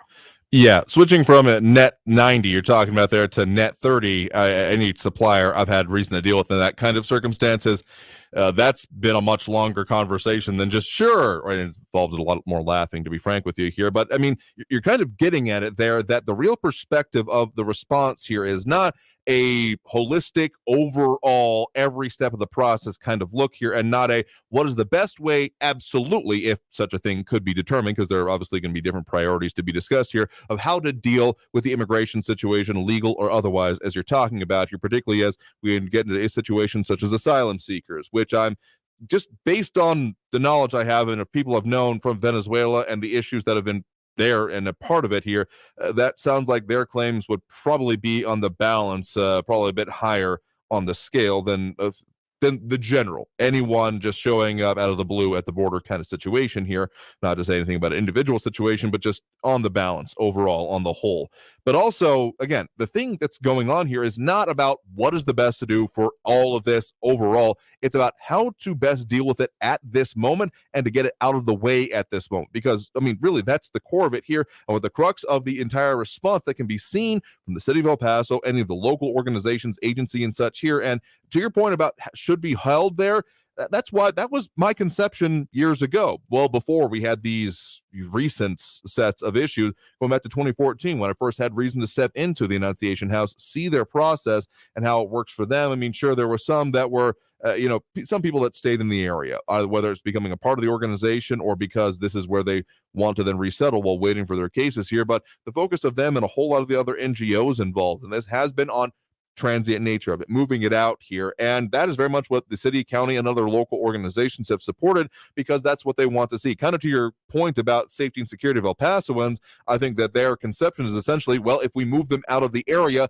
that is therefore solved, as if they're not here, they're not our problem, essentially. Not quoting anyone directly here, so not trying to give anyone any smoke, but these are the impressions that I get from it here. So it's very much a, how do we deal with this issue transiently? And honestly, if there were to be that idea of keeping a population in custody, like you're talking about there, well, as much as the facilities are already overwhelmed, even if we were to say blank slate, no one is in custody, no one is pending, no court cases are, the system would be overwhelmed day one. And I can practically guarantee that if current standards were maintained, because there simply is not the capacity to deal with that and to do that housing in so many ways, never to mind the court cases that are also involved in this here. So to call it a mess is a gross understatement, but the best way I can think to do it at this point in time here. So, yeah, there's not a whole lot of simplicity possible in this way, and it's getting less simple by the day, I'll say that much. But I think what we have to look at is this is a self-inflicted catastrophic wound by the policies that the Biden administration and our Congresswoman Escobar supports, which is dangerous.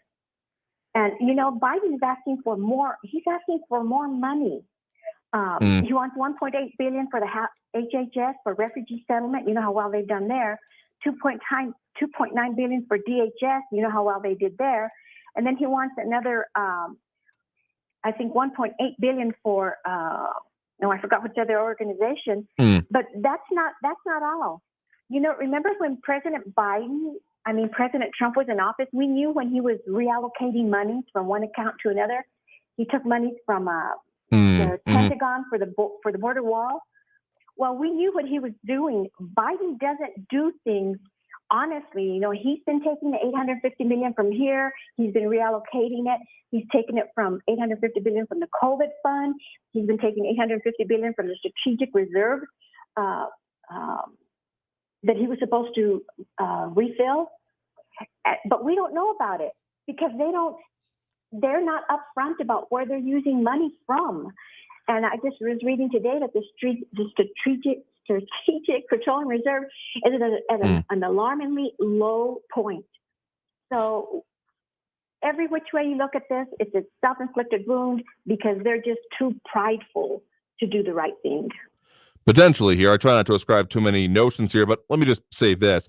I like the idea of more funding being allocated to these agencies, particularly DHS, particularly if it ends up going down, further downstream to to CBP and Border Patrol here, because we know that has been issues. But yeah, there's a reason we use the phrase throwing money at an issue derisively, because if you're just throwing money at it, expecting it to be solved, as opposed to, as weird as it may seem to say, particularly when it comes governmentally, getting the money is the easy part. It's the actually performing the solutions that is, so very, very, very difficult, and why I have a lot of respect for those that are in that line of work and have been working at it, because continuing to do that, particularly in this environment, I can't imagine has been an easy one here. So tell you what, we got to move on to get to that next break here. Thanks for the point in the call. Do appreciate it. Coming out of this break, we will get to more of those points, more of those calls, more of everything we do at this point during the show, which is talking about the things affecting us here in the Borderland. So that number, 915-544-5876, 915-544-KTSM.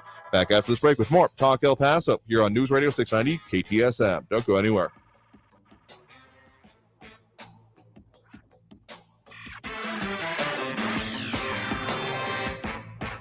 Traffic all day. News Radio 690. Watch for slowing for the accident reported on Gateway East at Airway at the underpass Or take an alternate route, exit Gateway East, use Trowbridge to Hawkins and Hawkins back to the Gateway. And watch for possible slowing due to police activity reported on Diana, northbound at Hercules. You could use Dyer or Railroad. Either of those are a good northbound alternate. And that's a look at your latest traffic. This report is sponsored by Blindster. Do you need new blinds or shades? Blindster.com offers custom-made blinds, shades, and shutters shipped directly to you at prices less than big box retailers. Blindster blinds are easy to install and guaranteed to fit. Don't overpay for new blinds. Shop today and save big. Blindster.com. Imagine for a moment that this ad was bought autonomously. Welcome to the new open web, where Viant is combining AI and human insight to create autonomous media buying that accelerates your return on ad spend. And using Viant's DSP Adelphic, you can now measure your media offline and online to see the full impact of your media spend, so you can spend more time on podcasts. Viant, built for the new open web. Built for now. Visit ViantNow.com to learn more. The El Paso Community Foundation supports the causes you feel passionate about here in the Borderland, whether it's education, social services, arts and culture, the environment, health, or economic development. The El Paso Community Foundation has been promoting philanthropy and progress in our hometown region for more than 45 years. Make your mark with us. Start a fund today for good, for El Paso, forever. Learn more at epcf.org. That's epcf.org. Something you probably do know. Progressive can not only offer you a great price when you bundle home and auto, they offer you round-the-clock protection. Something you probably don't know, the average garage door is made up of 1.3 millimeter aluminum panels. Something you probably do know, your neighbor likes to tinker with his dirt bike. Something you probably don't know, a runaway dirt bike can take out your garage door and a good portion of your car bumper. Bundle your home and auto with Progressive and get more than a great price. Get round-the-clock protection. Something you know for the things you don't know. Coverage from Progressive Casualty Insurance Company, affiliates, and third-party insurers and subject to policy terms. Bundle discount not available in all states or situations. Finding great candidates to hire can be like, well, trying to find a needle in a haystack, but not with ZipRecruiter. Its powerful technology actively finds and invites qualified candidates to apply to your job. So while other companies might deliver a lot of hay, ZipRecruiter finds you the needle in the haystack. See why 4 out of 5 employers who post a job on ZipRecruiter get a quality candidate within the first day. Try ZipRecruiter for free at ZipRecruiter.com/free. That's ZipRecruiter.com/free. If you see something, why do you say something? I see safe for my friends. For my community. For everyone here. We all have something worth protecting, a why that unifies us. Report suspicious activity to local authorities. If you see something, say something. News Radio 690 KTSM.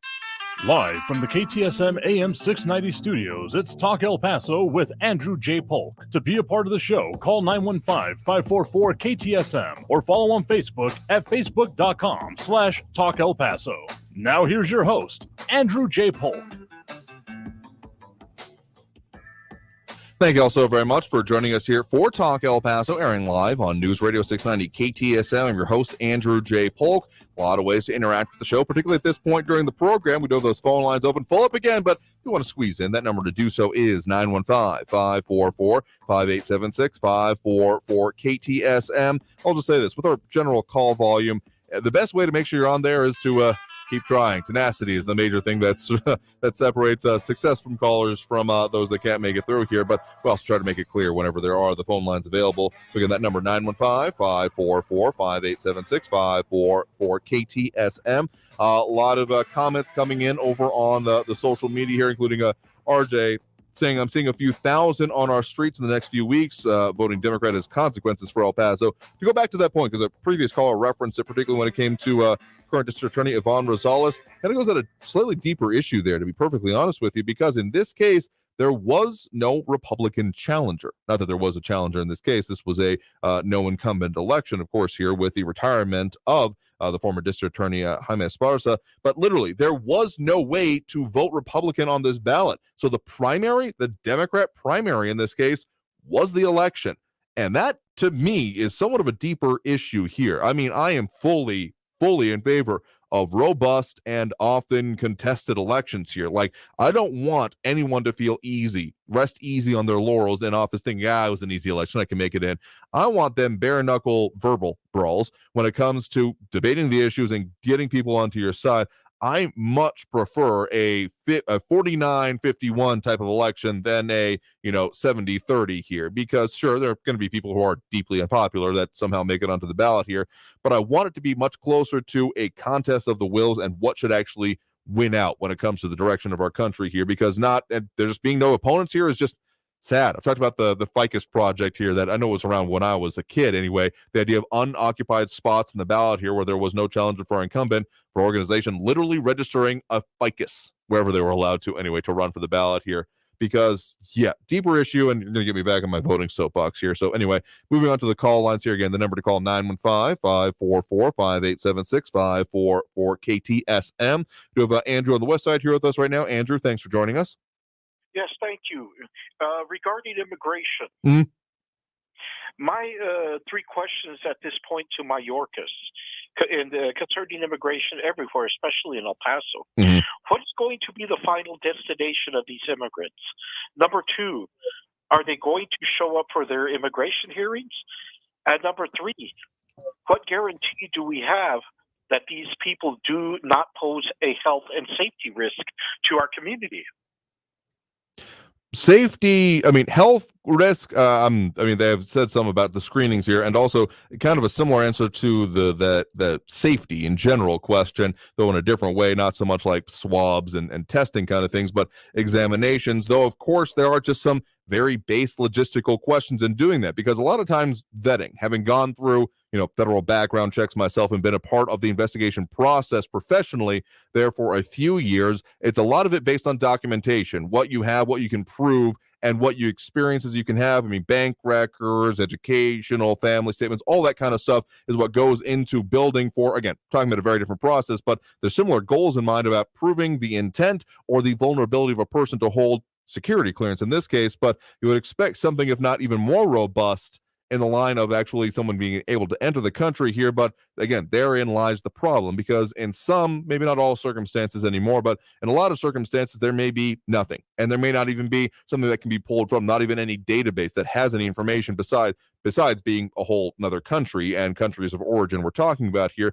Simple fact it is, there have been legitimate cases that I've become very well aware of where it was that there was no documentation because it was all literally destroyed. And I don't mean in the kind of euphemistic, oh, there was a fire, but someone broke into my house, murdered the rest of my family, and burned it down, and took any documents I had and tore them up in front of my face, and were getting ready to do something awful to everyone else I knew, love, and that before we fled with them on our heels. Those kind of situations happen.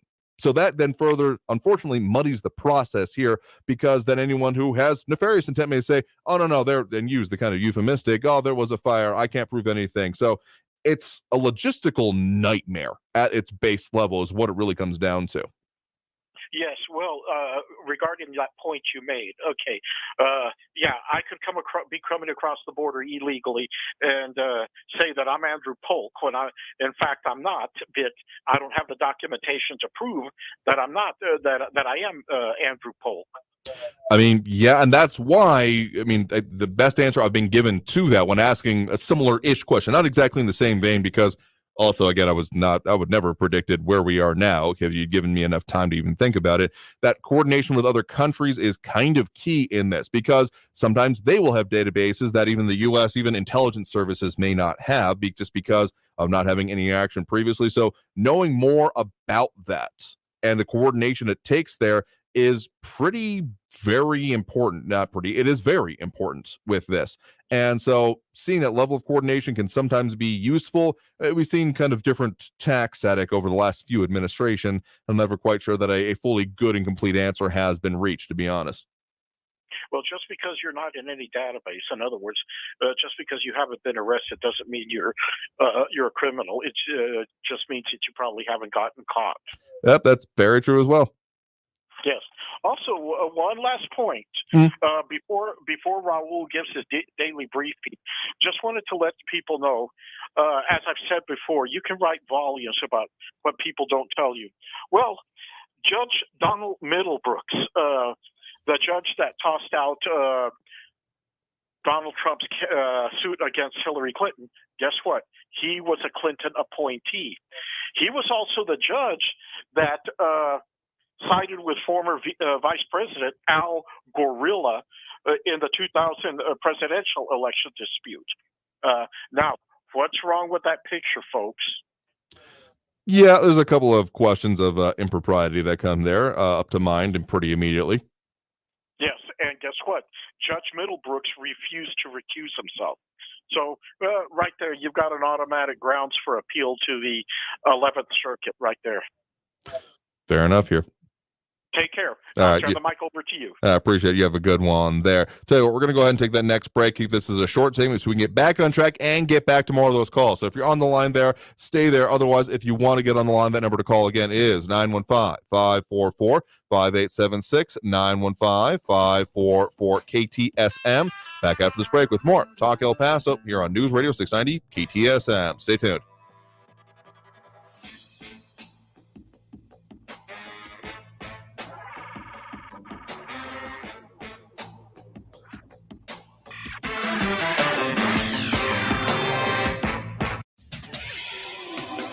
El Paso's News Radio 690 KTSM.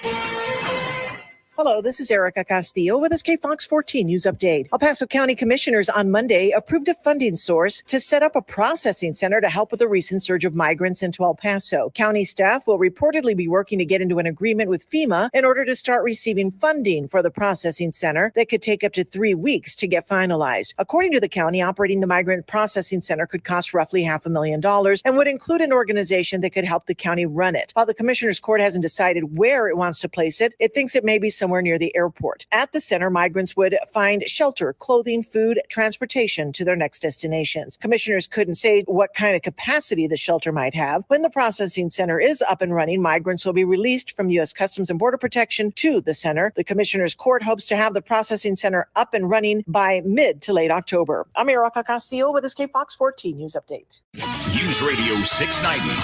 Traffic all day. Watch for slowing for the accident reported on Gateway East at Airway at the underpass, or take an alternate route, exit Gateway East, use Trowbridge to Hawkins and Hawkins back to the Gateway, and watch for possible slowing due to police activity reported on Diana northbound at Hercules. You could use Dyer or Railroad. Either of those are a good northbound alternate, and that's a look at your latest traffic.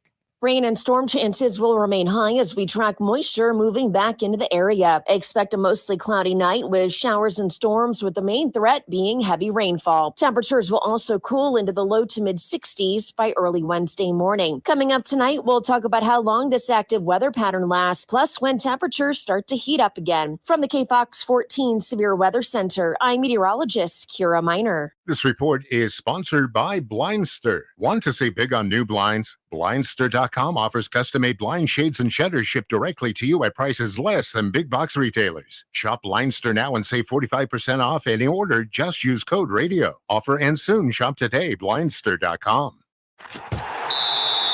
Kick off your season with a win at Sun & Park Chrysler, Dodge, Jeep, Ram, Fiat. Hey, El Paso, Ivan Ochoa, General Manager of Sun & Park Chrysler, Dodge, Jeep, Ram, Fiat. We need trades, and we need them now. Even if you owe thousands more than what your vehicle is worth, we want it. So trade today and upgrade today for less. For a limited time, get 0 APR for 72 months on new 2022 Ram trucks and on the all-new 2022 full-size Wagoneer SUV with third-row seating. Plus, during Jeep Adventure Days, get $4,000 off MSRP on select new Jeep Gladiators. Worried about your credit? Forget about it. We've partnered with even more aggressive lenders with great rates and terms for good credit, or even if your credit is less than perfect. All military personnel and first responders receive an additional discount. Thank you for your service. Trade and upgrade for less at Sun & Park Chrysler, Dodge, Jeep, Ram, Fiat. Where buying a car is fun at I-10 at Sun & Park Drive or online at sunandparkdodge.com. Estamos en tu esquina, El Paso. El Paso Strong. Includes factory rebate and dealer discount plus TTNL. 0 APRs, $13.89 per thousand finance on select vehicles with approved credit. Offers not combined. Dell Technologies semi-annual sale has arrived, and it's time to save big on PCs with Windows 11 Pro. Plus, get great deals on top accessories, including docks, monitors, and more. Dell Technologies recommends Windows 11 Pro for business. Call a Dell Technologies advisor at 877-ASK-DELL. This report is sponsored by Dell Technologies.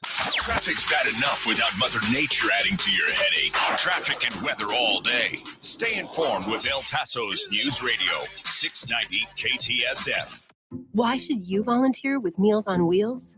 I never thought that 5 minutes could make so much difference in the lives of two people, but it has. Drop off a warm meal and get more than you expect. Volunteer at americaletsdolunch.org. Brought to you by Meals on Wheels America and the Ad Council. News Radio 690 KTSM El Paso. Live from the KTSM AM 690 studios, it's Talk El Paso with Andrew J. Polk. To be a part of the show, call 915-544-KTSM or follow on Facebook at facebook.com/Talk El Paso. Now here's your host, Andrew J. Polk.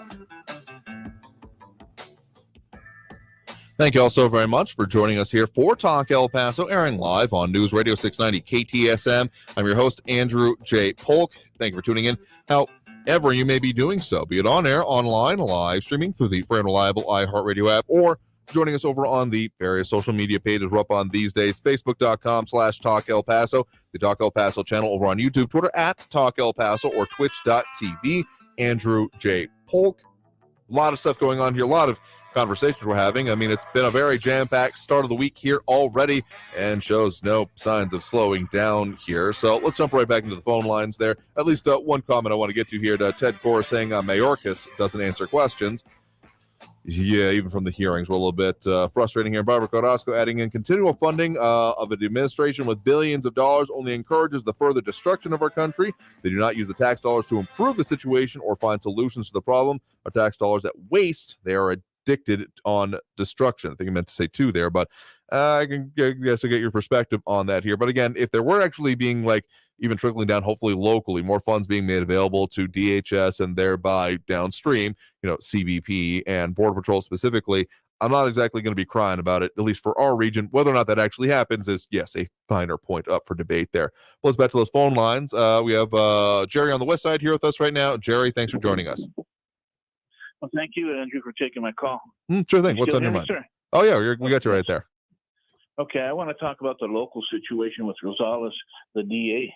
Mm-hmm. Did I hear you say that she was calling the IRS on a magazine or a reporting group here in the United States? I mean, in El Paso?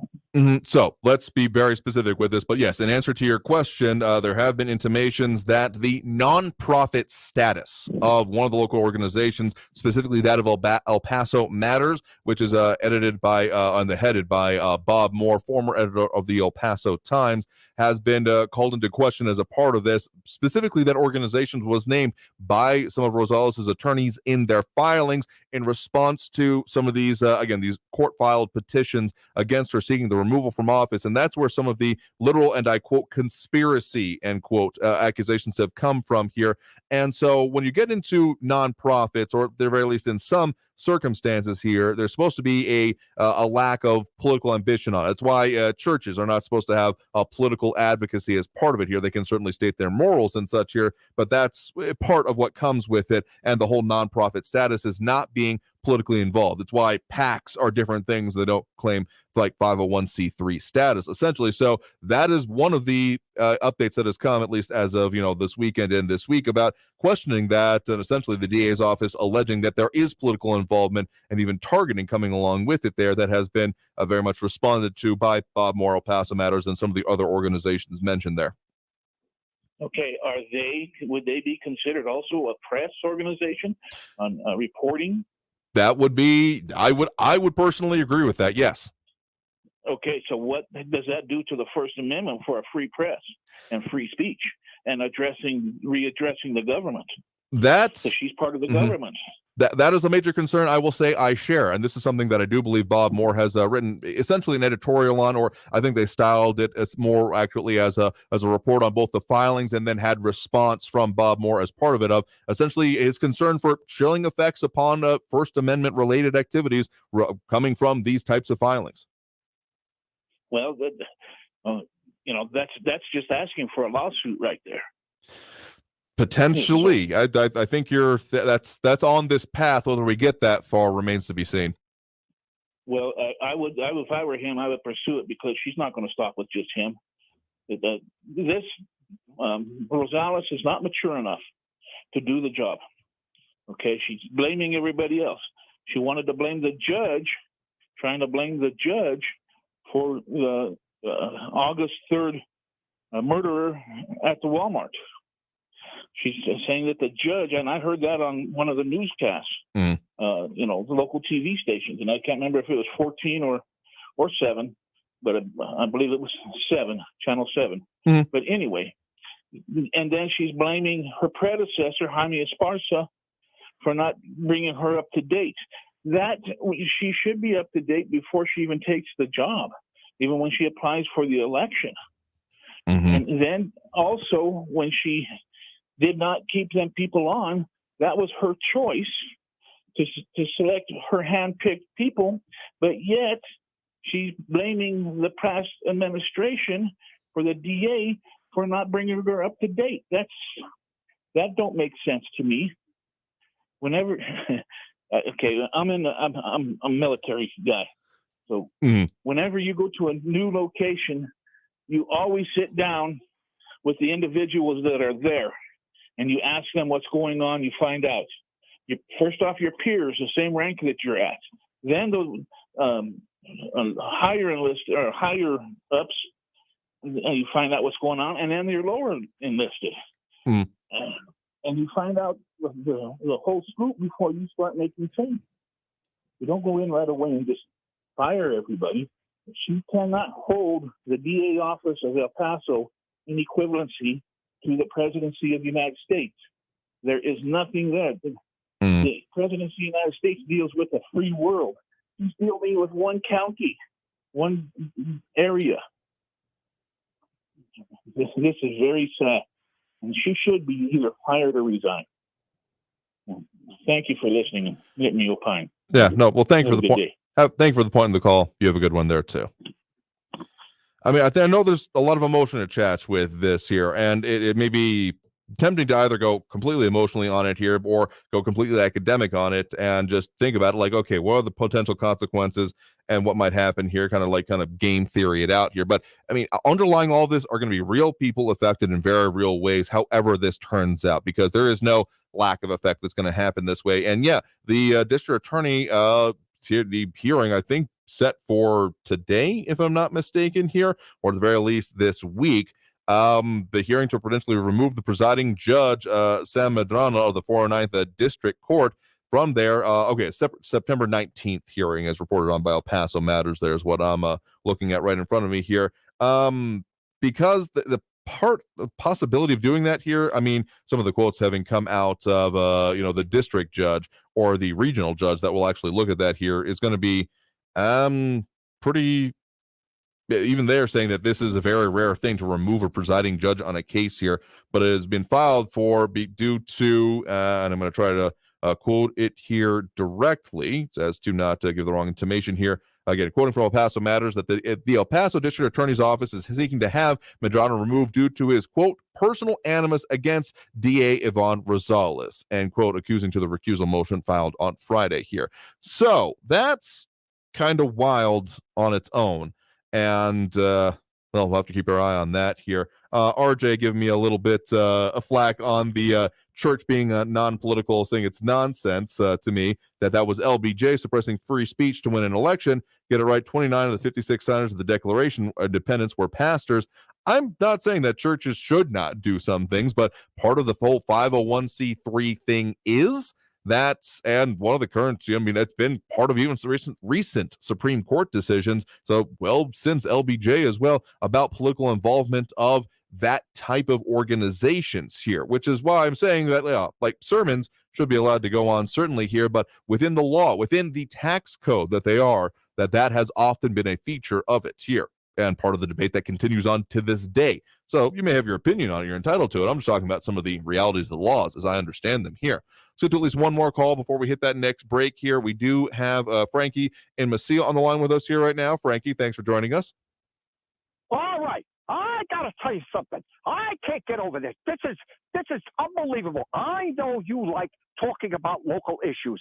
Mm-hmm. And I heard over the weekend that you people out there in Texas, El Paso, canned some very, very talented English teacher with 30 years experience because she just decided to challenge the intellect of her young charges. And somebody got a bug up their derriere, and then she's out of a job. What is the matter with you people? All she wanted to do is show her charges a different thinking pattern. And all of a sudden, somebody says, oh, you can't do that. This is whatever the stupid reason is. You know, listen, our intellect, and I've told you this once before, that you cannot operate a democracy, any kind of a country, when the majority of your electorate is stupid. And if you keep firing people that have got this kind of talent, we're lost. We're lost. That's my first point I want to say. What do you say to that? If I will say that if I didn't have teachers that challenged me both, intellectually and even in some cases politically and in other ways, I probably would be nowhere near where I am today in either terms of being able to hold an intelligent discussion on such issues here. And yeah, the removal of office, I'm using elected official term, the removal from position from this teacher here, I'm going to admit I do not really agree with here. I know that there's a lot of pressure on them here. And again, referring to that roughly 18 seconds of video that was posted about it when it came to the reading from the transcript here for people who aren't familiar with from it here from our news partners there at KFOX 14, that the comments recorded on August 29th, quote directly here, quote, stop calling them that. You're not allowed to label people like that. Stop it, Diego. We are not going to call them that. We're going to call them MAPS, minor attracted persons. So don't judge people just because they want to have sex with a 5-year-old. Now, on its face, that phrase sounds nigh indefensible, the idea of talking about it that way here. But as was said by then actual Board of Trustees member for the El Paso Independent School District here, Daniel Call, whom we've also previously had on the show here. He posted on Facebook saying, update on my last post, after hearing from some of the students that were in the class, including my own nephew, I believe now that the teacher that appeared to be promoting and normalizing pedophilia was pretending to advocate a position she didn't actually believe in order to challenge the students in preparation for them reading from the book, The Crucible. I know a lot of questions have come up about what the heck is an English teacher doing discussing any of this here, but English beyond the basic language also involves the understanding of the language and the arguments that can come up with it here. So I'm just going to say there have been many a times whether teacher prompted or not, have had some very robust debate, as you might be able to guess I do recreationally, with other students back in that point in time about very serious issues. And you bet your butt we talked about issues like this here. So if we're saying that she shouldn't have said these words or it was handled improperly, I mean, to my understanding, yes, she has been removed from the actual position and is no longer employed with the district here. I'm not going to call that necessarily the right call, but I'm also not privy to all of the immediate details. But I also know that I would never in my life want to be judged on only 18 seconds of something I said. I would hope, and I agree with you, and I thank you for that particular point.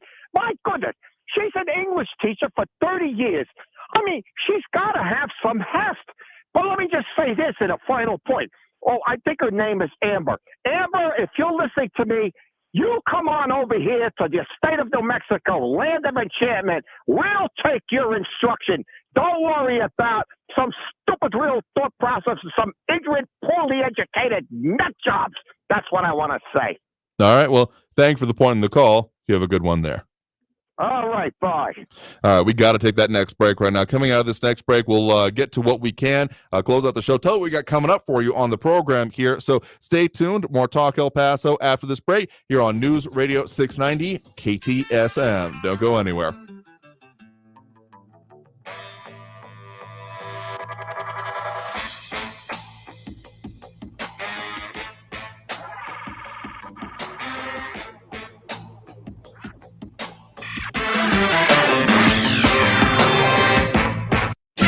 Traffic all day. News Radio 690. Watch for slowing for the accident reported on Gateway East at Airway at the underpass, or take an alternate route. Exit Gateway East, use Trowbridge to Hawkins and Hawkins back to the Gateway. And watch for possible slowing due to police activity reported on Diana northbound at Hercules. You could use Dyer or Railroad. Either of those are a good northbound alternate. And that's a look at your latest traffic. This report is sponsored by Liberty Mutual Insurance, where you only pay for what you need. Liberty. Nobody should have to pay for one-size-fits-all insurance coverage. Liberty Mutual customizes your car and home insurance so you only pay for what you need. Liberty, liberty, liberty, liberty. On a busy construction site, things can be misinterpreted. Bring in the bulldozer. It can sound a lot like, building looks mediocre. Designs need a do-over. or even, install a roller coaster? Okay. be on the same page at every stage with Autodesk. from the designers to the field crew to the owner of the finished building. Autodesk Construction Cloud gives everyone clarity. Now, can we actually bring in the bulldozer? Hey, Mario Courtney Lopez here. We know how important it is to be confident in all of life's close-up moments. And bad breath can rob you of your confidence. Yeah, it can. Whenever I'm rubbing elbows with celebrities or friends or just chilling at home, I got to make sure I have the confidence that comes with Smart Mouth mouthwash. Smart Mouth is clinically proven to eliminate and prevent bad breath for 24 hours with just 2 rinses a day. Get to your favorite retailer right now for that kind of better together confidence. Find Smart Mouth at your favorite retailer or at smartmouth.com/radio. Something you probably do know. Progressive can not only offer you a great price when you bundle home and auto, they offer you round-the-clock protection. Something you probably don't know, the average garage door is made up of 1.3 millimeter aluminum panels. Something you probably do know, your neighbor likes to tinker with his dirt bike. Something you probably don't know, a runaway dirt bike can take out your garage door and a good portion of your car bumper.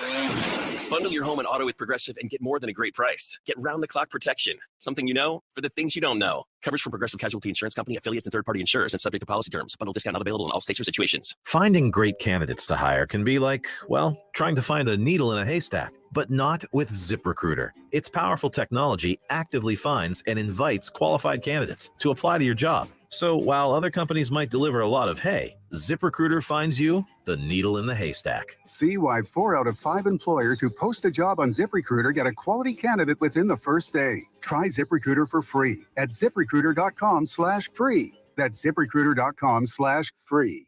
Heads up, Texas. So you don't rear end me when I'm at a stoplight. So I can ride my bike safely.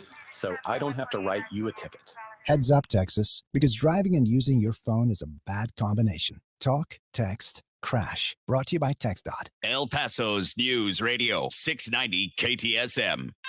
Live from the KTSM AM 690 studios, it's Talk El Paso with Andrew J. Polk. To be a part of the show, follow on Facebook at facebook.com/Talk El Paso. Now here's your host, Andrew J. Polk. Thank you all so very much for having tuned in here for Talk El Paso. We've been up here live, yes, back in the studio today with more Talk El Paso and talking about all the things that affect us in the Borderland, at least as much as we can cram into a couple hours of radio time, which ends up being surprisingly little once you really start delving into the issues and digging into the depths of them. But in any case, we'll, of course, do it tomorrow, 4 to 6 p.m., as we do usually Monday through Friday here. At least have content for you every day, even if we're out of the office randomly here. But in any case, what we got coming up for you here, going to be talking with our news partners there at KFOX 14 to discuss with them even further about what's going on with some of the big stories in the region here. So stay tuned for that. I mean, we touched on a handful of some of the most important ones, arguably, but there's a whole lot more out there, including some of the in-depth reporting that they do there, so stay tuned for that. We're probably going to be delving into even further what's going on with those petition efforts, that whole county drive, and that push to have that, again, $345 million asked for, no more than $400 million for the county hospital district. So the point is we got a lot more coming for you here. So that'll do it for us on the show here today. If you weren't able to get on the line, don't forget about the pound 250 line, as well as the talkback feature on the iHeartRadio app. Otherwise, that's going to do it for us here today. So I want to thank everyone that did tune in, call in, comment, participate in the show. Seriously, these discussions are what make this worth it. Otherwise, I'll just be talking in a room to a camera and maybe someone else in the building. In any case, stay safe out there. Look twice for motorcycles when out on the road. And have a great evening, y'all. We'll see you tomorrow.